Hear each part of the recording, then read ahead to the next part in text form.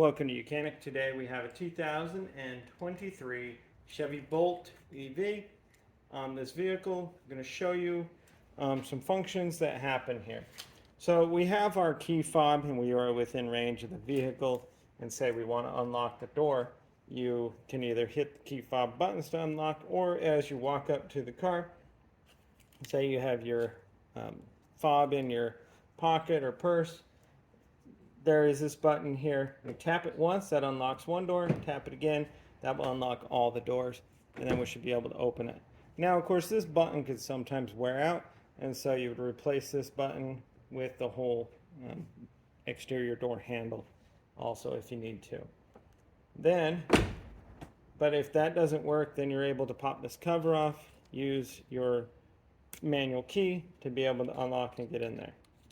So this will only unlock and your vehicle by tapping that button. Thanks for watching Mechanic, where you can be the mechanic.